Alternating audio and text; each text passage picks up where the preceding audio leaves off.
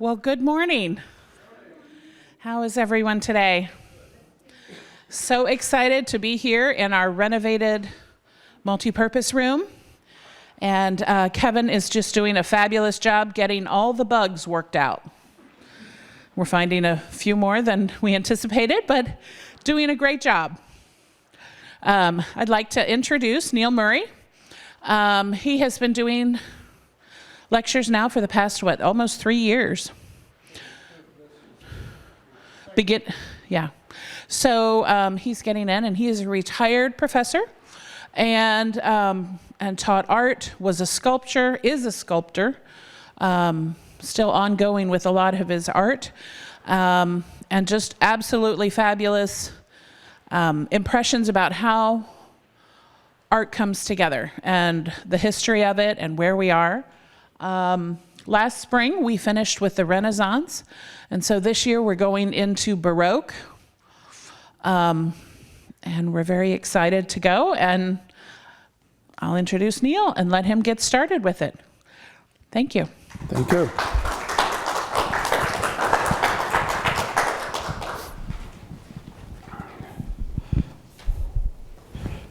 I should let you know that normally we conduct these lectures in a weekly sequence, and we intended to do that this fall as well, but apparently some event needs to be in here.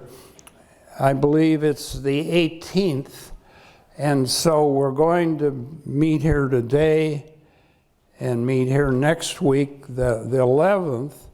Then we'll skip a week. Wait a minute, have I got my dates right? Today's the 4th, then it's the 11th. The 18th, this room is used, and then we'll finish off these lectures. We'll continue to do 5, but we'll finish off the lectures after we come back on the 18th, which would be 7 from 18, 25th, something like that, and move into November as well. The first 2 weeks. Yeah. The first 2 Fridays in November. Yeah, good. Well, thank you all for coming. We're about to start the Baroque era here. The sequence of styles we're going to be dealing with in this fall series is Baroque, which is a complex style, and it's a totally different style in Italy than it is in Holland or England or other Protestant countries. And then we're going to go into what is called Rococo. Some people call it late Baroque. And then we're going to do neoclassical, and then we do romantic. Now, the word romantic we use in the visual arts is not the same thing as romance novels or anything like that, although there are parallels. In any case, we're basically covering from 1600 up until a little bit into the 1800s. And so the history during the time we're talking about is extraordinarily complex. And so I'm going to be mentioning a few historical highlights, but only that. If I tried to explain European history over a 200-year period, we all be here for months and never see any art at all. So I'm just going to be talking about a few major developments. Some of them aren't even what you would call historical. So for instance, I'm going to start our lecture off today talking about Baroque, Italian Baroque art, with a development that you may not think of as particularly important historically. It's the development of theater and especially opera during the period we're talking about. You're going to find Italian Baroque art is operatic in quality. Now let me talk a little bit about opera. By the way, I have mixed feelings about opera because I used to be a dean of a school of music. And I had more headaches during the month that we prepared the opera than any other time of the year. In fact, I ended up firing people because of some of those headaches. The thing about opera is it's a comprehensive art form, and that made all my headaches. You have to have stage designers who are artists. You have to have an orchestra director, obviously a musician. You have to have vocal coaches. Getting all of those egos, getting all of those personalities together, working on one common project was, the herding cat thing is, it's like herding wildcats. It was even wilder. In any case, Baroque art is profoundly shaped by the operatic vision. The other thing you're going to get a sense of during this period, and this starts here but will overlap next week when we look at Dutch and English and French art. The other thing that overlaps all of this is the 30-year war. Most of us don't know very much about the 30-year war, but it was essentially, at least as its origin, a religious conflict. Remember, Luther puts his thesis on the Wittenberg door in the early 1500s. By the 1600s, countries coalesced either towards Protestantism or Catholicism. And neither of them got along at all. I mean, this was literally the reason for death and life kind of conflicts. And certain countries became exclusively Catholic. Other countries became exclusively Protestant. And it wasn't until 1648, by the way, the 30 Years' War started in 1618. It wasn't until 1648 in the Westphalia Treaty that freedom of religion became possible in all of Europe. So you were to respect someone from a different perspective, a different faith. So it's no longer a basis for death and life conflict. Unfortunately, even today, we still have remnants of those prejudices between Catholic and Protestant. Anyway, those are some major events here that shape what we're going to be looking at today. And I think we'll start with the first slide. I'm going to highlight the characteristics of Baroque art with this particular slide because it very much represents so many of the qualities of Italian Baroque. Many of you probably recognize this. Many of you have been to St. Peter's in Rome, and this is a baldacchino, which is the canopy over the high altar of St. Peter's Cathedral. It's done by an Italian artist named Bernini, and he was extraordinarily gifted artist. He was both an architect and a sculptor, and he not only designed this baldacchino, but if you look behind it, you will see these rays coming up, and there's actually an elaborate chair there. That's a cathedral is a place where a bishop sits, and that's the seat for St. Peter of St. Peter's Cathedral when the Pope speaks authoritatively. During this area, he spoke infallibly today he speaks more authoritatively. I don't want to get into complex theology here. I don't want to create a 30 years war in this room. Any case, you can see he designed that area as well, and look how grandiose it is. Imagine a weazened old pope sitting in that splendor. There's something kind of ironic about that. Anyway, let's get back to the Baldacchino. That thing is as tall as an 8-story building. You know, people forget, unless you've been there, you forget about the scale of St. Peter's. It's the biggest church in Christendom. And that's all cast in bronze.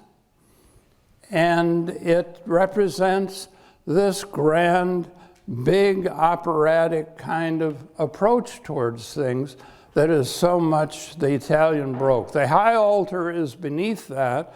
As you enter the main door of St. Peter's, there's a kind of vertical axis that Michelangelo did not intend when he designed this part of St. Peter's. But this is in that axis, and it's cast in hollow bronze. All those columns you see, that's not solid bronze. You can't cast bronze that thick. Most bronze castings are generally no more than about 1/4 of an inch thick. Anyway, those columns are done in sections. I think they're actually different from the visual sections. I think they're cast in 5 sections. You'll notice there are kind of vines weaving around them, and you'll see these funny little bumps that you notice. Those are bees, and those bees represent the Barberini family, who were the donors who donated this thing to St. Peter's. Now, one of the points you get here is Italian Baroque art is still essentially related to and controlled by the church. When we get to the Protestant countries, it's going to be a different kind of art altogether. Now, the reason it's controlled by the church is the church, remember, we're in what we call the Counter-Reformation, the Catholic reaction to the Protestant Reformation. And the whole idea of the Counter-Reformation is to make the faith accessible to the average layman, to make it real, to make it visible, to make it actual, and to make it, above all, grand. And so you get a period of almost all the work is huge in scale. Miniaturism is not a part of Italian Baroque at all.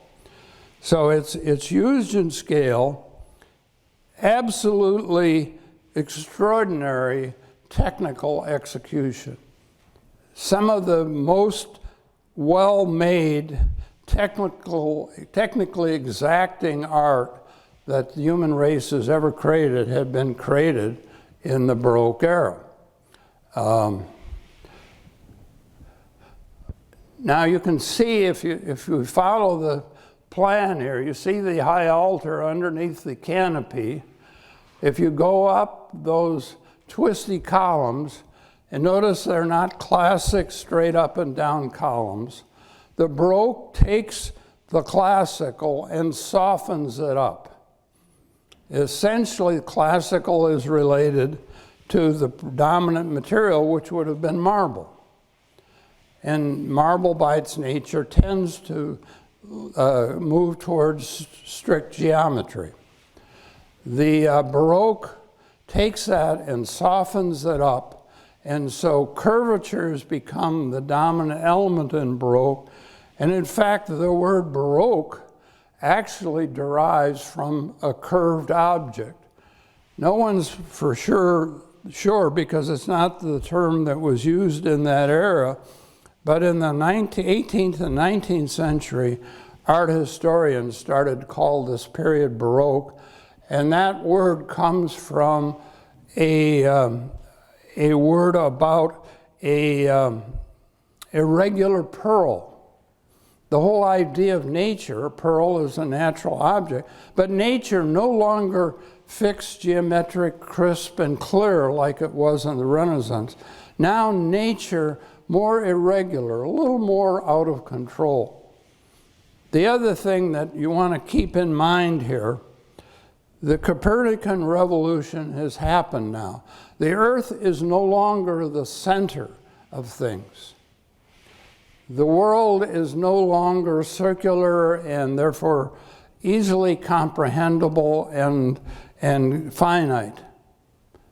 The new shape metaphor is the oval, a more eccentric shape, a shape that is less predictable, more irregular and more open to multiple modifications of configuration. Okay, then let's look at the next object here. One of the limitations of this lecture series that I didn't have in the university, remember one lecture followed another, we would have 3 art history lectures a week. I could talk back towards what we saw a week or 2 weeks ago. Now, with our aging memories, I'm trying to talk back a year ago or so. Among other talkbacks I want to bring to you is the idea of the David, which was a dominant theme during the Renaissance. David represents a kind of biblical heroic figure.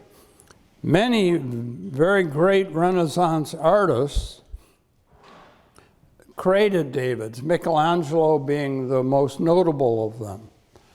But Donatello, many have not the proper appreciation of Donatello. He's a sculptor who preceded Michelangelo, and much of what Michelangelo did was based on the innovations that Donatello brought to sculpture.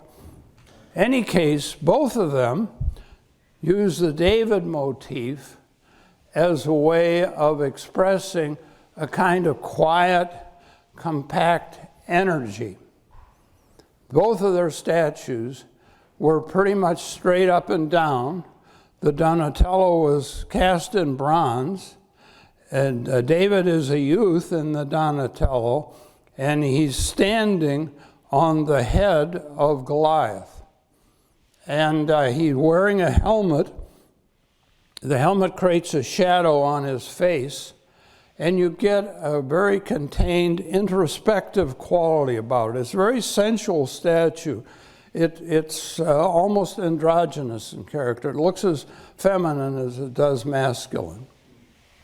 David, or Michelangelo in his David, carved it in marble, and that piece is just about 18 feet tall, so it's colossal in scale because it's meant to be in front of a major palace in Florence.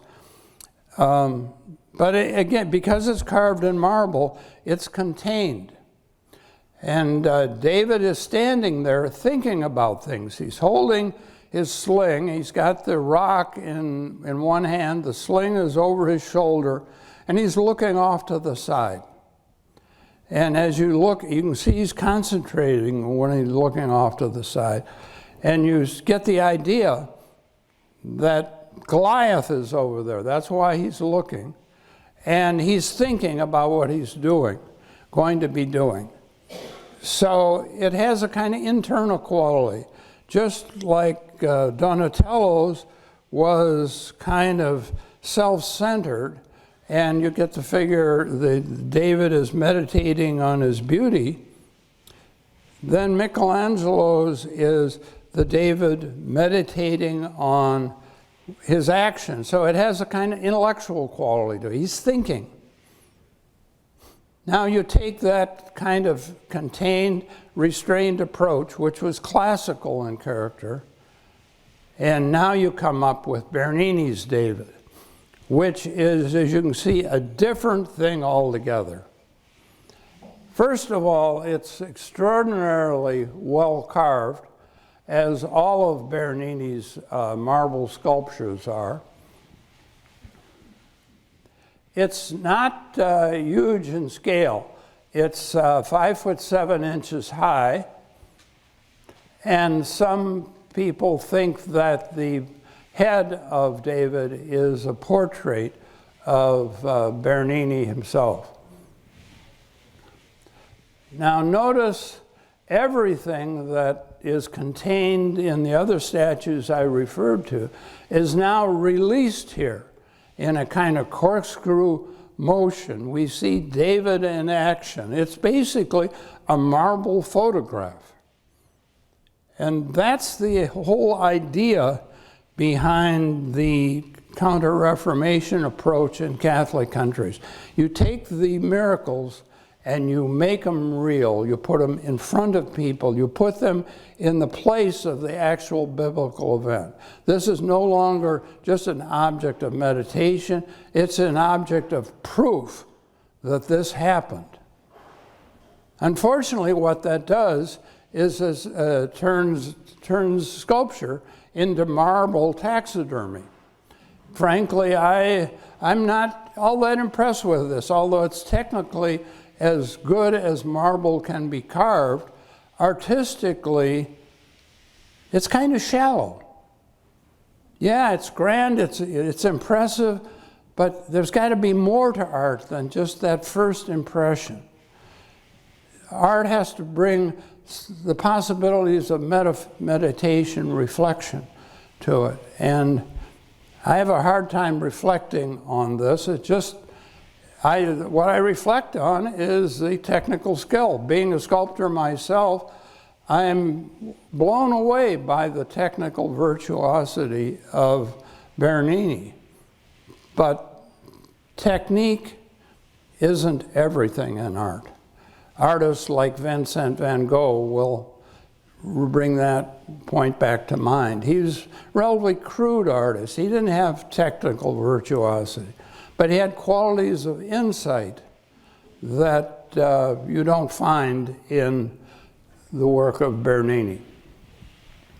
Can we see the next one, please? This is another Bernini work. It's in a relatively small church in Rome. I've been there and seen this work. When I talk about Baroque art as being theatrical, I think you can get a sense of what I'm talking about here. First of all, let me give you a background. Saint Teresa is a Spanish saint. After the death of her father, she began to have mystical experiences. And coupled with those mystical experiences was a pain in her side. And she thought that was inflicted by some kind of piercing arrow coming from the Holy Spirit. Anyway, she's a mystical saint. And if you look to the panel on the left side of this imagery, you see the angel with his arrow, and notice the smile on his face. And Saint Teresa in this reclining position, she's actually on a cloud. Again, you see the technical virtuosity of Bernini, how he creates all of these textures, all of these complex surfaces. And she is in this kind of swooning state. 20th century commentary suggests that that state is more sexual than it is religious. I won't get too explicit about that, but the minute I mention that, you can perhaps figure out where that comes from. And now let me carry that further. If you look at that image to the right, you look to the far right and look to the far left, you see what appears to be theater boxes, and in those boxes are marble figures that represent the Cornaro family, who are the donors of this whole thing. So this is like a theatrical event, and they're witnessing this ecstasy of St. Teresa. Again, the technical virtuosity here is incredible, and you can see all these grand exotic stones and such used to decorate this whole ensemble. Above, that originally was a piece of yellow glass. When the sunlight came overhead, those rays were illuminated by the sunlight. Again, that kind of a heavenly glory coming down. In modern times, they've put yellow light bulbs up there that light up this glorious event. But you can see how Bernini represents this theatricality, that irregularity, the spatial complexity. He really represents what Baroque is about in so many ways. Now, can we see the next one?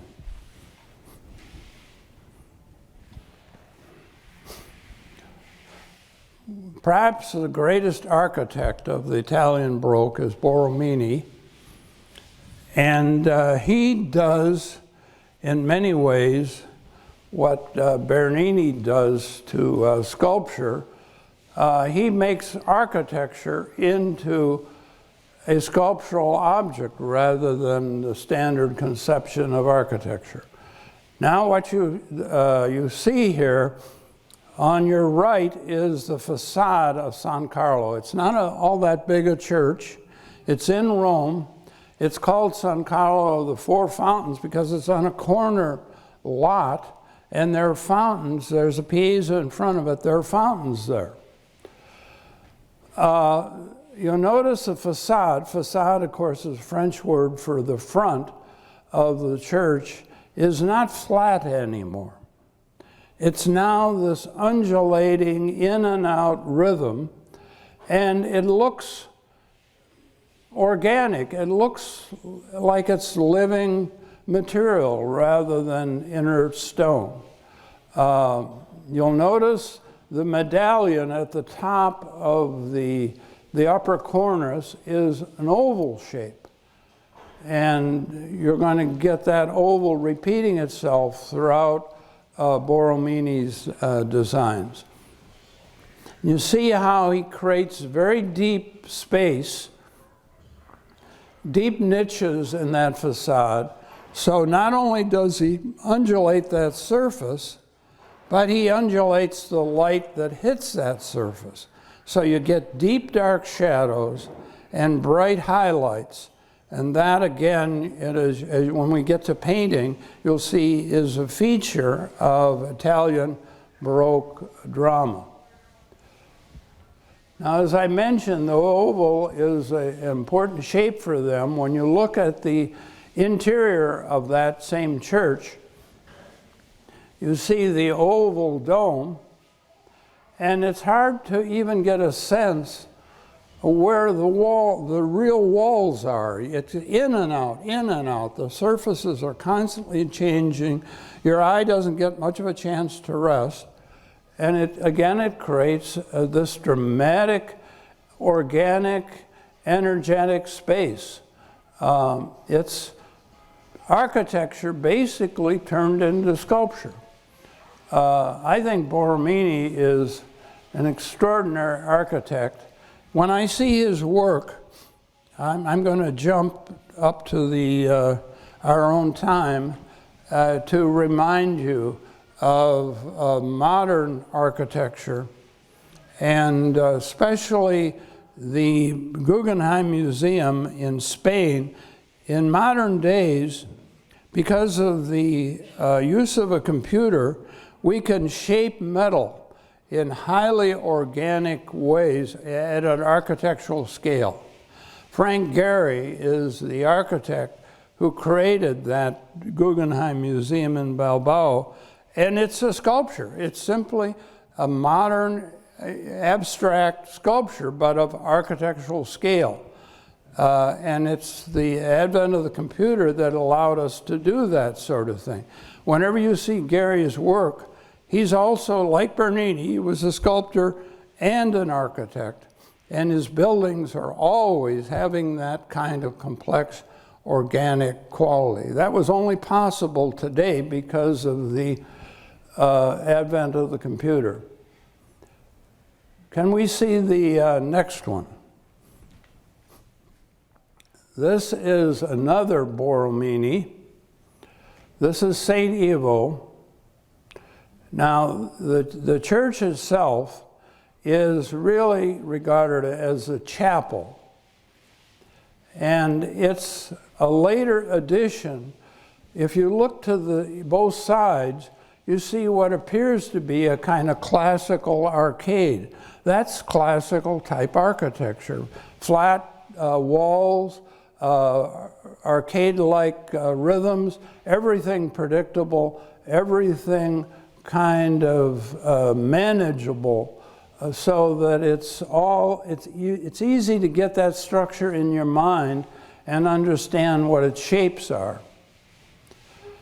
The building you see at the end of this kind of plaza is St. Ivo, the chapel itself that Borromini made. And you see how he's used this site to create a really dramatic use of this Baroque in and out, push and pull sculptural quality to architecture. So notice the facade of that building curves inward. It pulls our eye down the drama of the axial lines of that arcade.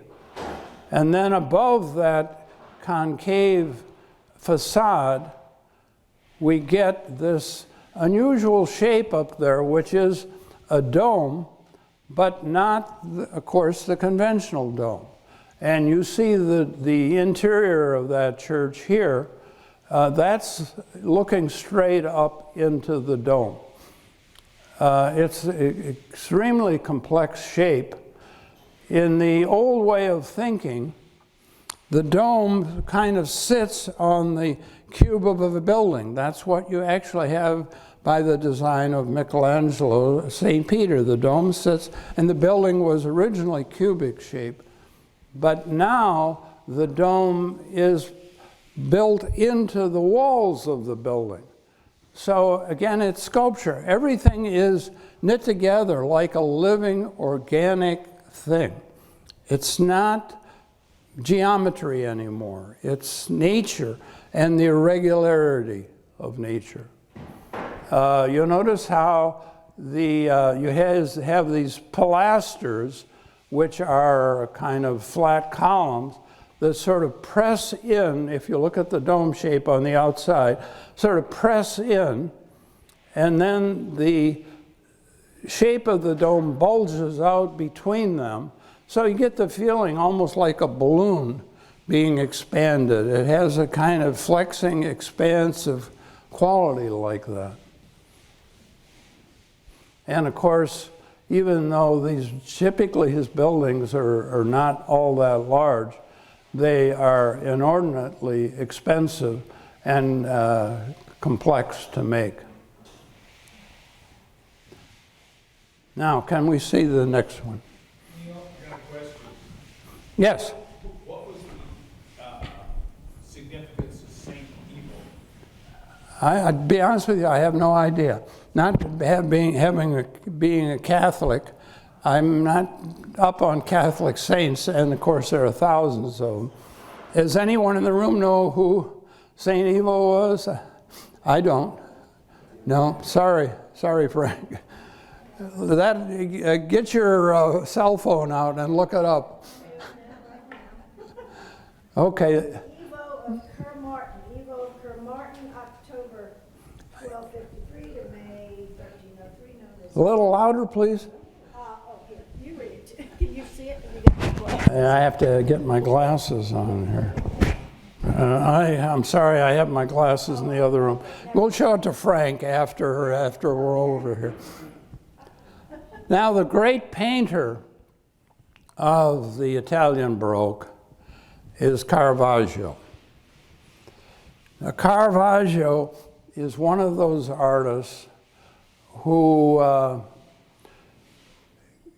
sort of helps us elaborate the modern image of the artist as a complex, troubled soul. Most artists, Bernini, for instance, was a totally stable, faithful Catholic, didn't do anything weird or eccentric, and yet he was brilliant. Caravaggio is equally brilliant, but among other things, he murdered someone. To have him complete certain church commissions, the Pope had to get him out of jail. He was partly alcoholic. He spent a lot of his time in taverns, always carried a sword, and sort of implied that he was ready to take on anyone. Strangely enough, I tell you that about his character, what we know of it, but because in other ways, he represents a profound understanding of the faith. Remember now, the role in the Baroque era is to make the faith tangible and real to the average person. And what Bernini does, or what Caravaggio does, is make in his paintings are not about glorious movie star physical types. They're about everyday, ordinary people. And they don't represent an upper class at all. You're going to get that represented graphically in a moment or two. And the idea is to make the faith come here, right now, in front of us. And so we're the audience of these miraculous events. To make them physical, make them tangible. If, the word materialism means anything to you, apply it to Baroque, because it's materialism gone wild, practically. And this, of course, is a conversion of St. Paul. You can see what I'm explaining here. Can you imagine a religious painting of one of the most important events in the history of the Christian faith, with a horse's rear end occupying much of the painting? I'm surprised he didn't give us some manure somewhere along the way, because he just tries to make these things as down to earth as possible.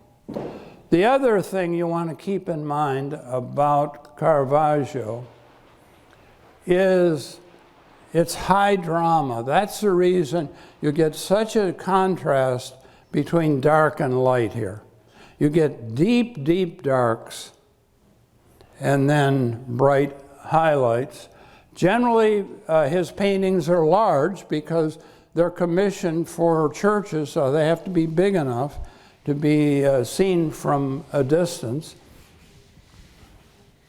Now, in this particular painting, I'll mention a little spatial conundrum that I could never quite figure out. I see I've got my my button here. I don't know if I'm turning it on right. I want to highlight something here.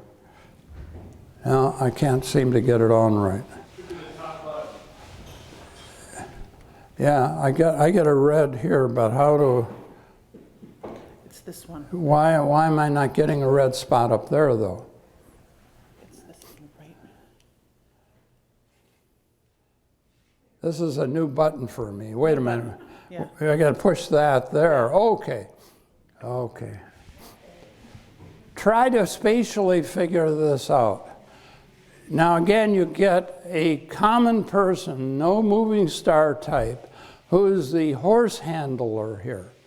It looks like he's holding a bridle or something like that to the horse. Now here's his upper body, here's his head, supposedly his torso.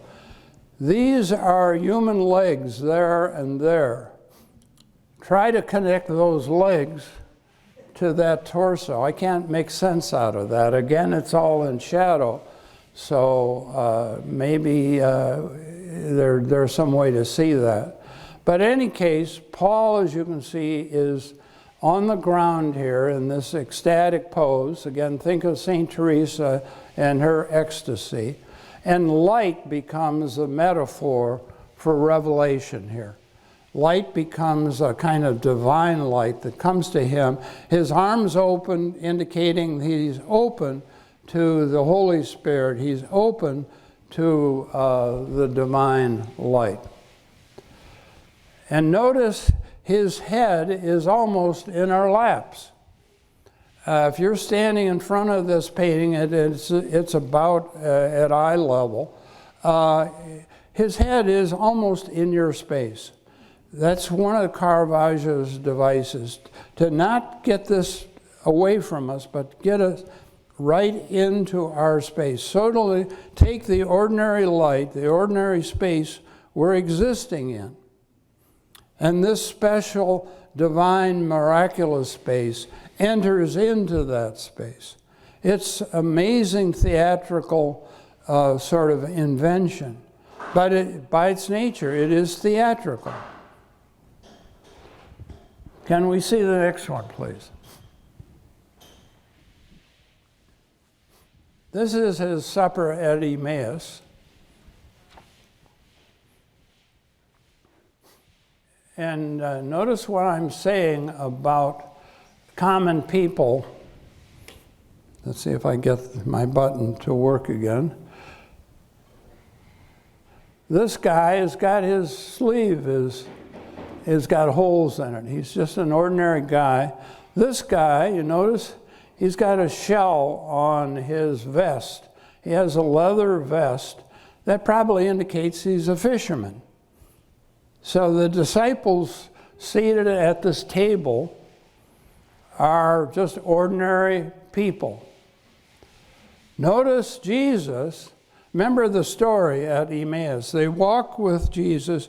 They talk about the events of crucifixion that happened in Jerusalem that day.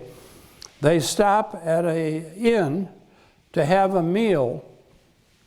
And when Christ blessed the food, all of a sudden it becomes clear to these disciples who he is. They didn't know who he was when they were walking to the inn. And notice the disciples' reaction. The one to the left, he is so startled that it looks like he's pulling back his chair. He wants to get away from this. There's something frightening about this miracle. The other figure here, he throws his arms out. Again, notice how Caravaggio uses space. He brings those arms right into our space practically.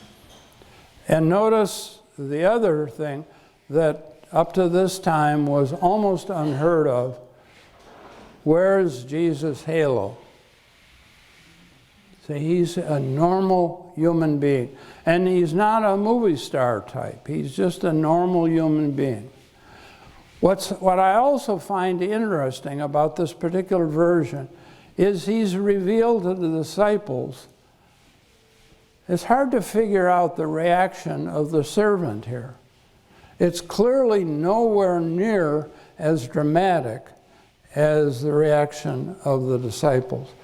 Again, he's probably not part of the faith. He looks like a little confused, but he's not reacting very much. Again, it's a kind of metaphor about faith and faith experience. Now, can I see the next one, please?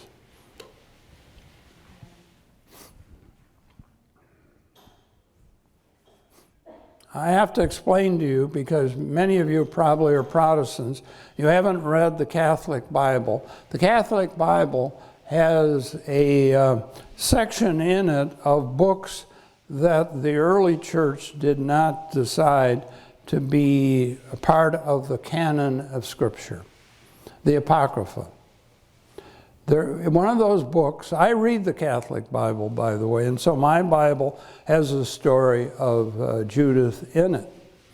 Judith is a Jewish heroine, and she's a heroine because Israel is being attacked by the Assyrians. The major general of the Assyrians is a guy named Holofernes. Judith is this beautiful Jewess. She seduces Holofernes. Again, now it's a morally kind of complicated story. But she gets in his tent, he falls asleep, and her servant girl cut off his head. Now, notice the name here. Artemisia is a feminine name.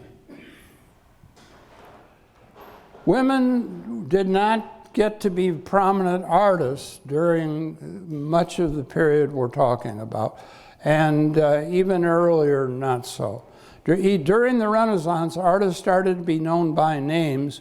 We only know the name of a couple women artists. Later on, we start to hear more and more women names.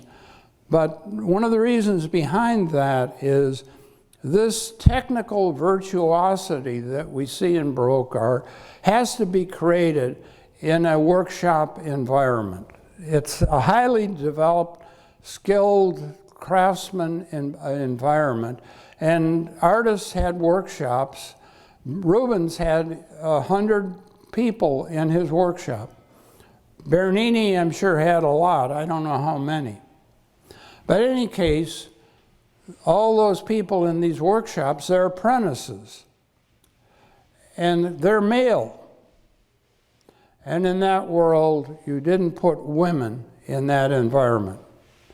So the only women artists we know about from that period tend to be the daughters of important artists, because they could be taught by their father. And so there are relatively few of them.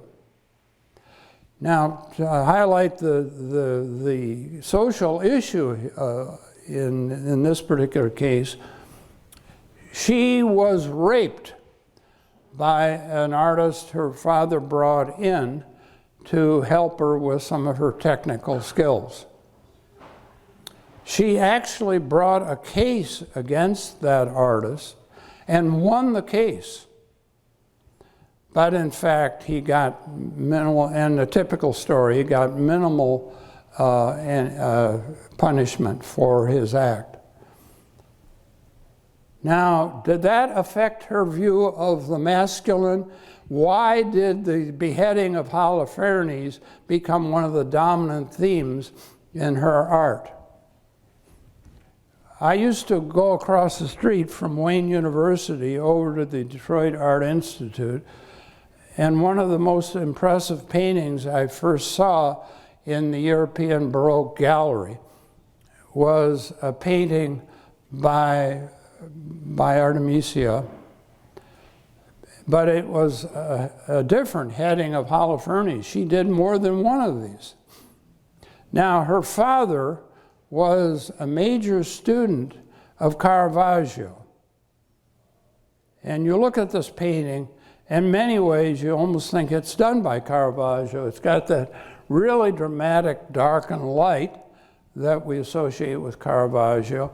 It's coming into our space practically, and the blood that's spurting here is spurting into our space practically. And here's Judith, and her servant, and they're struggling with this giant sword. This would have been his sword that they're cutting his head off with. But again, you notice there is no geometry in this painting at all.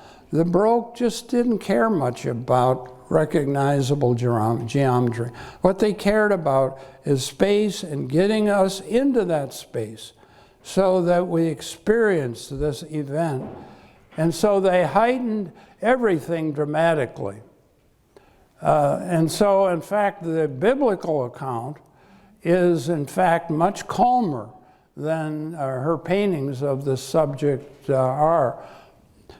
One of the paintings that she's done of this subject shows her leaning down and neatly wrapping Holofernes' head in a cloth, as if, the deed is all done now. And so the painting has a slightly calmer look. I wanted you to see this one, to see the ferocity that's a part of that sensibility. And that's a typical full-out emotion that's typical of Italian Baroque. Now, in this series of lectures, I'm using fewer slides because I felt I was not giving you enough time for questions. So I'm going to open the last 4 or 5 minutes we have to any questions I can help you with. I'm not ready to say I'm going to be able to answer them. I see Frank's hand going up again, and maybe there's another one that I can't answer. Try it, Frank. I was looking at, can you hear me all right?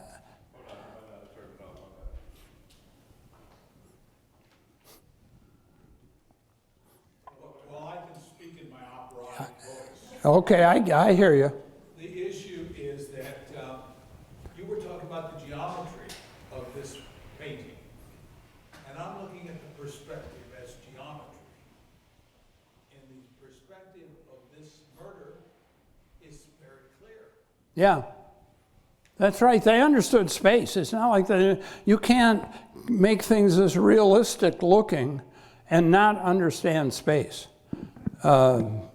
She obviously did, but you'll notice it's a space with a certain kind of shape in it. I don't know if you guys have noticed throughout this series, the diagonal line is a dominant line in the Baroque. Now, the diagonal line is a line of change. You have the sort of tense, static quality of the vertical. It takes energy to stand straight up. So there's a kind of energy in the vertical. And then you have the reclining quality of the horizontal, which is a line of rest. But the space between the vertical and the horizontal is a space of change. It's a space of falling, and in this particular painting, it's a space of violence too. So shapes bang into shapes. See, she's creating a kind of complex composition that not only does the blood communicate this, but the tangle of space communicates this conflict as well. The painting I referred to, where she's wrapping Holofernes' head, is more of a vertical painting because it's a calmer event. Can I help you with any other? Yes? I was wondering, how long did it take to paint this? I'm sorry. Oh boy, This has got a lot of- people ask me how much time did it take me to make my sculpture, and I can never answer that, and therefore I won't even begin to try to answer how much time it took another artist. Some artists paint quickly. Rubens, we're going to look at next time, painted very quickly. I have no idea what her studio practice was and how quickly she painted. But my guess is this painting was done over a month or two period of, 6 to 8 hour days. I was wondering how much anger she had in that to paint that long. Yeah, well, You know, that's what we do. Now, I'm a sculptor. Sculpture is the slowest art form there is. Think about Bernini, how long it took him to make that David. He had to have that kind of excitement about that event all that time. What you do is you try to get your sensibility thought through initially. So you create the original sketch or the original idea. That's the burst of energy you get. But then you have to execute that energy, and the trick is to keep over that expended period of time that energy alive on the surface of the work. That's basically what we artists do. It's intellectual as much as emotional activity. We artists get sort of thought of as only emotional creatures, and people forget how smart you have to be effective artists, because you're organizing space. You have to think carefully about your composition. You have to think carefully about what colors are going to use to highlight the feeling you're trying to create here. It's the reason I'm an artist, because I can be completely me when I'm an artist. I can use all of my faculties. The reason I'm a sculptor is I can even use my body directly in a physical way to create but I have to think very carefully, thoughtfully. The reason when I create big public sculptures, I have to think about that space and how do I work the architects and the engineers and so on. But I also have to think about what's the point here. That's the way artists have to function. And the public caricature of us as just these emotional, irrational types is painful, frankly. Yes? You talked about geometry of the painting. You talked about geometry of the painting, and I'm a new painter, and I've studied about composition. What's the difference between geometry and composition? They're part of the same thing. Geometry is part of a way of talking about shapes that you're using in your composition, but it's all part of the same thing. In this particular case, you wouldn't think of this as geometric, but I do, because I used to teach design. Design is basically a course in composition. So we often start with relatively simple type shapes, try to help students understand them, and then we start to manipulate those shapes so they create complex and interesting compositions. But you use one to do the other. Okay. Yeah. Thank you. Yes.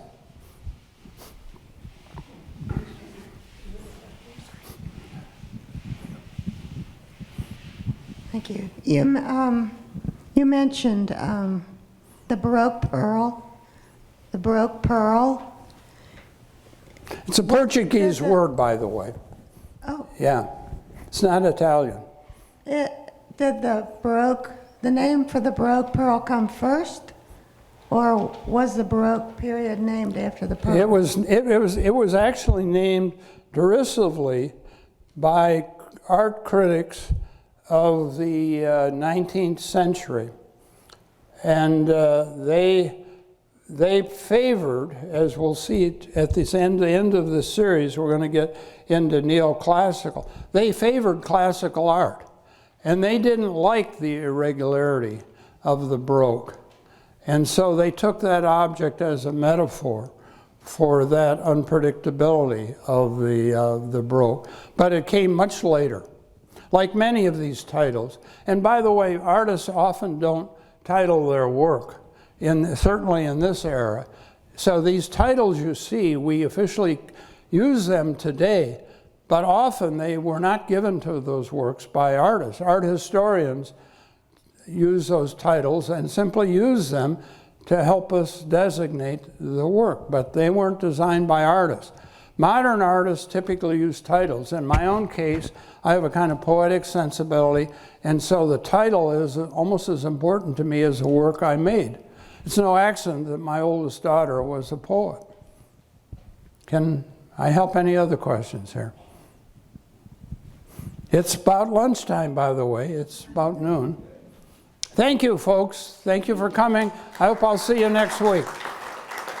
We're going to look at Rembrandt next week. Rembrandt and Vermeer and Rubens. A lot of great artists in this period.